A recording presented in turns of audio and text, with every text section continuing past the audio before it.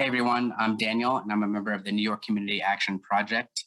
I'm here today to break down Mayor Adams's newly released The Blueprint to End Gun Violence. So first what I'll do is just kind of briefly summarize the blueprint, and then I'll provide NYCAP's criticisms of it. And so for context, this blueprint is a 15-page outline of the mayor's plan to intervene in and to prevent gun violence. And it was released a few weeks ago, which was after a 3-day period in which 4 police officers were shot, 2 of whom were killed. And this blueprint symbolizes the mayor's rebuke of movements that seek to, gain more than nominal change towards policing and towards law enforcement. So I'll start with the summary. Essentially, what this blueprint does is that it addresses gun violence by proposing policies that affect policing, mental health, youth outreach, the court system, prosecutors, various New York City agencies, as well as the federal government and other aspects of the government and law enforcement. And so the section that gets the most attention in the blueprint is the one that is about the NYPD. It kind of covers the NYPD in a few pages, and it puts forward multiple changes that the NYPD will make in order to address, quote unquote, gun violence. You should be seeing those on your screen right now, and I will look at the policies that are of note to NYCAP, which are as follows: which putting more police officers on patrol, adding more detection efforts at city entry points for the iron pipeline, which is essentially the trafficking of guns, using new technology to identify suspects and those people carrying guns. And I'll discuss those points right now. So the first one, more officers on patrol. This is, I think, the first point. It's actually the second point for all the reforms for the NYPD. It's pretty self-explanatory, but I'm going to read the full quote from the blueprint because I think it reveals the mayor's and his administration's entire mindset on policing. So, quote, after years of efforts to civilianize more roles at the NYPD, this administration will get it right to better utilize existing resources and place more officers on patrol to find efficiencies, seek all federal funding available, and aim to have fewer officers on desk in staffing events where they're not needed. Essentially, what this means is that instead of having NYPD officers doing, I guess, what they consider civilian roles, on desk duty or whatever else, they'll just be on patrol on the streets, policing individuals, policing the community. So another point of note to us was regarding detection efforts at city entry points. The blueprint says that New York City doesn't have any gun manufacturers, and so that in order to combat the spread of guns in the city, the NYPD needs to increase spot checks at entry points into the city. And that includes the Port Authority, Penn Station, basically anywhere people can get into the city.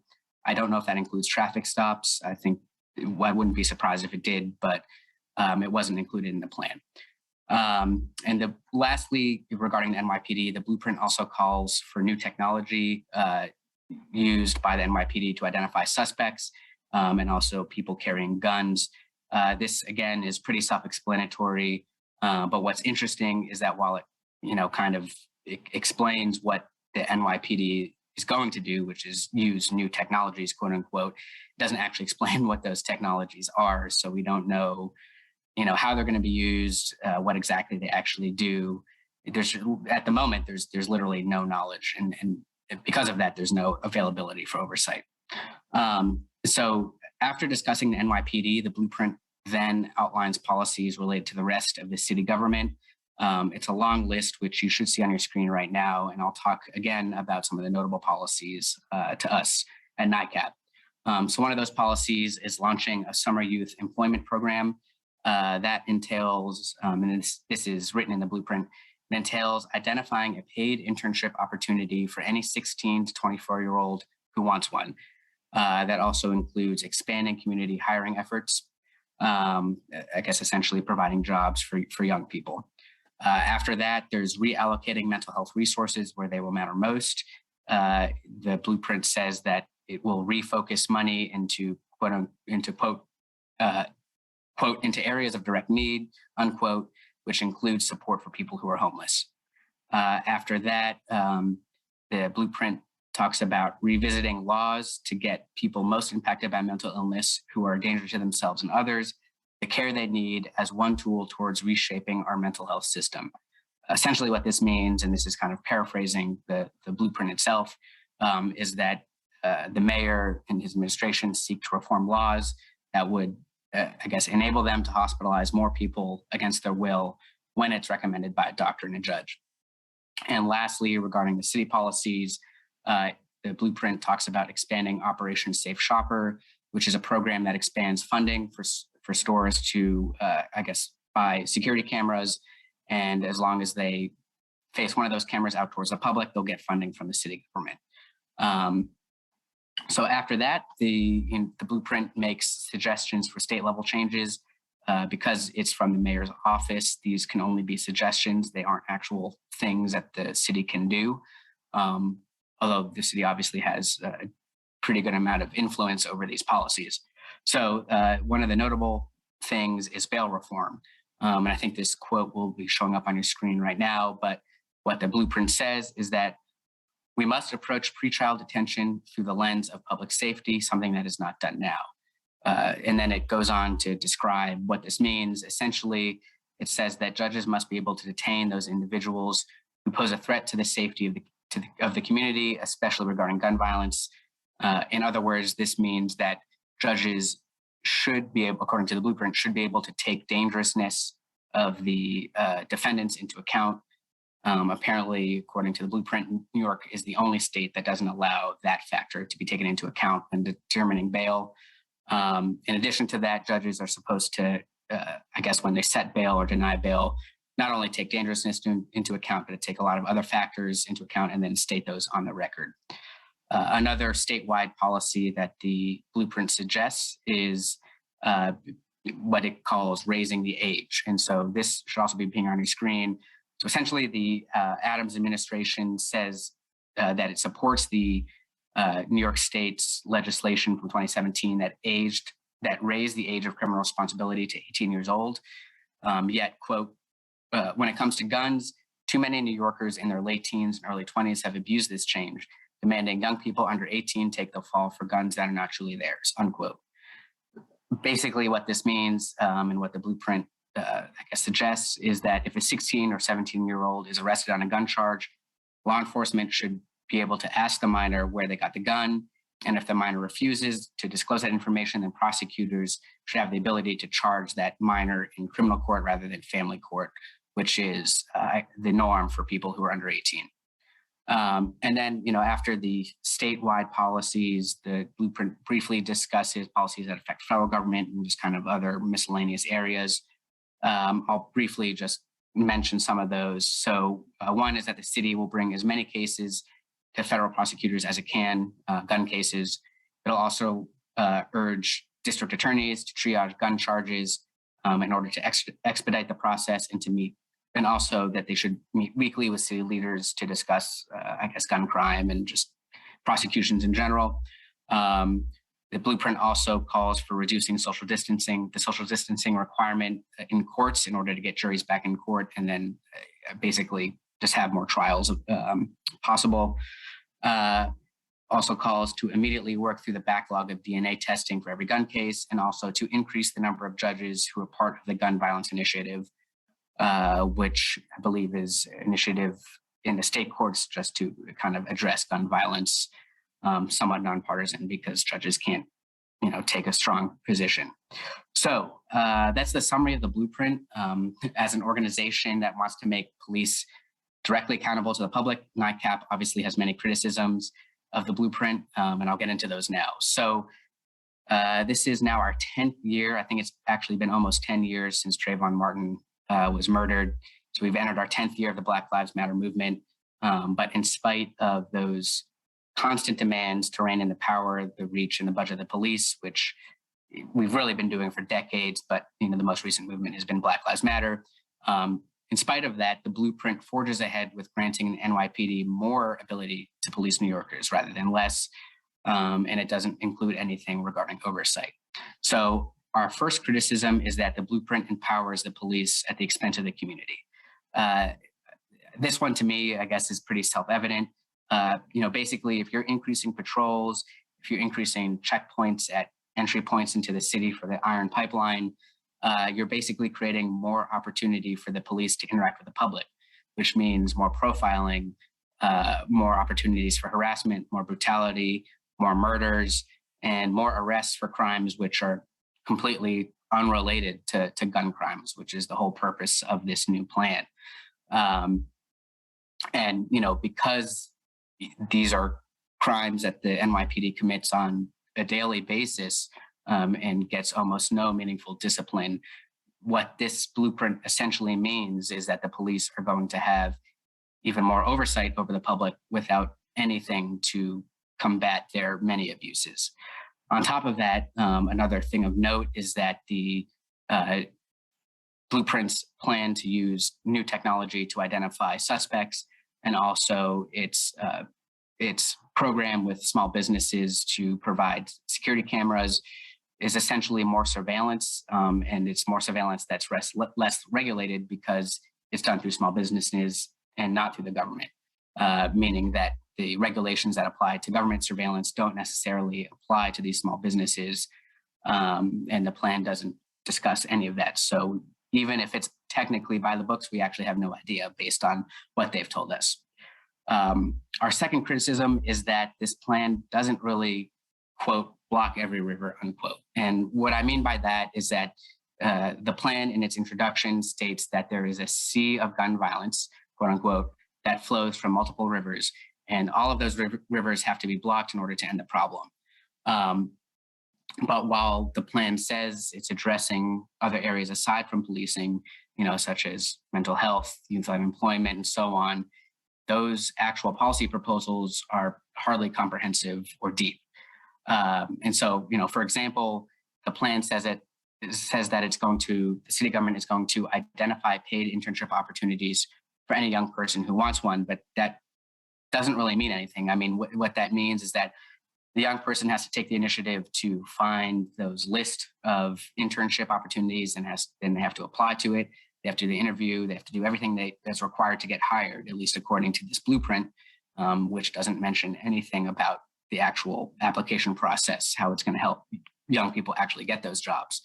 And all the government has to do, according to this plan, is identify paid internship opportunities, which I imagine basically means listing them on some random web page that no one can find unless they know the right, city employees. And there's a lot of issues with this plan to provide young people with jobs. I mean, first of all, we don't know if the city government is actually going to impose any regulations or standards on employers. So this is kind of an opportunity ripe for abuse for employers who are hiring young people who it might be their first, second, or third job, so they don't even know what the rights are. They're not used to standing up for themselves in the workplace. As far as we know, the government isn't doing anything about that. On top of that, it doesn't say anything about what it's going to do if there aren't enough internship opportunities. I imagine there are a lot more people who are 16 to 24 years old who are looking for jobs or internships than actual jobs or internships that are available. And regarding jobs, actually, another question about this is, why internships instead of jobs? I mean, the blueprint highlights that young people are between the ages of 16 and 24. So that's 6 years of age in which people are over 18 and don't necessarily need internships. They need full-time, year-long jobs.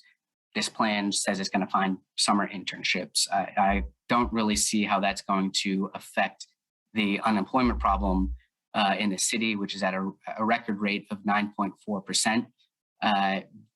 Finding summer internships, I don't even know how to really explain it other than that it just, to me, it doesn't make any sense that they're not going to find enough employment opportunities for young people to make any dent into gun crime, because none of this is guaranteed. None of it is permanent. It's just very, very shallow. On top of that, regarding mental health, the policies, while, they say they're addressing the multitude of issues, regarding mental health, it's essentially moving money around in a limited budget, which actually I think has been cut under the mayor's recently released budget. certainly has been for homelessness services. And I think for other social services, it hasn't actually cut the budget for the NYPD. So, there's no actual increase in funding for mental health issues, for homelessness. And on top of that, this plan makes it easier to hospitalize people against their will, which, I think to me, it doesn't, that in itself is an issue. And on top of that, what does this do for people who have mental illness, who are homeless, who are living on the street? I mean, as I said, they're already cutting the funding for homelessness services. How does this address the cause of mental illness or improve treatment and services for people who are mentally ill? And on top of that, I think it also stigmatizes mental illness because it suggests that, people who have mental disabilities or mental illness are more likely to commit crimes, I guess, specifically gun crimes, which I don't think actually plays out in the statistics. Most murders, for example, are between people who know each other. I think a lot of the gun crimes, in the city are gang related. Those are actions by people who are acting rationally. Those are not things that can be addressed through shifting money around in services for mentally disabled, mentally ill people and people who are homeless. So our third criticism is that the blueprint attempts to reverse the gains made on bail reform and also the gains made on raising the age of criminal responsibility, which will result in tougher punishment on low-income defendants and on minors. So regarding bail reform is, I guess, a policy that directly reduces inequality because it enables people who are low income to avoid jail time versus people who are higher income. They can afford bail. So, if they commit the same crime, a higher income person can go free while the lower income person can't. So bail reform, kind of directly addresses that. But on top of that, it also reduces the deeply traumatizing effects of being in prison, being in jail. And so, on its own merits, reducing the number of people who are in jail because of bail, this reform is good. And also, bail reform enables people who are awaiting trial to provide for themselves and their families instead of forcing them to languish in jail. And again, this kind of, is specifically good for low-income people because it, enables them to keep working to, if they're living, month to month, on their paychecks, they can go back and provide for their families. I mean, this kind of seems like an obvious benefit to society. And regarding the age of criminal responsibility, at this point, it's pretty much common knowledge that the human brain isn't fully developed until you're around 25 years of age. And, this is one reason among many why New York raised the age of criminal responsibility. It's because that it reflects that minors and young adults should get different treatment in the criminal system because of the fact that they're just not really fully adults. And so if Mayor Adams is supportive of this reform, and if he understands that lowering the age of criminal responsibility, isn't, or having a lower age of criminal responsibility doesn't really benefit society, or at least doesn't benefit minors, it's kind of confusing how he justifies raising the age of criminal responsibility for gun crimes. I don't understand how that's going to benefit minors, how that's going to benefit society if we all agree, which the blueprint says it does, that increasing the age of responsibility is good. And so nowhere does this blueprint address the multitude of issues that cause poverty, that cause crime, despite what it says. It's nothing more than a roadmap for the NYPD to restore its unchecked power over New Yorkers under the guise of addressing a public safety crisis, a gun crime crisis, which is just like police departments did across the country back in the 80s and 90s when there was a war on drugs. So what we really think at NYCAP is that this blueprint is essentially a plan for an updated version of a war on drugs. And in this case, it's a war on guns. And so, to conclude, NYCAP supports creating a civilian police accountability council which is an elected all-civilian council that has direct oversight over the NYPD, from its budget to its hiring and firing to discipline of officers. And this blueprint highlights the need for such a council for two main reasons, although there are many. One reason is that it doesn't address any of the concerns raised by communities for decades about police abuse. People have been complaining about police abuse ever since, I guess, modern policing has existed. And this plan does nothing about it. And it's something that has come up very recently, as we all know, and it still just completely ignores it. And a second reason why this plan highlights that we need a CPAC is that these proposals would only be indirectly affected by reducing the police budget or by passing reforms in the city council. It doesn't actually include any direct accountability of the police or the NYPD. It doesn't include any direct control of the police or the NYPD by civilians. So the only way that we can get that is by passing a CPAC. And so that concludes the presentation. That's why we think the blueprint for ending gun violence is not a good plan for addressing the violence in the city, and also why we think we need a Civilian Police Accountability Council. So thank you everyone for watching. I hope you understand a little bit more about the plan. And if you're interested in learning more about how to support our effort to pass a CPAC, you can check our Instagram and our Facebook pages. You can also email us.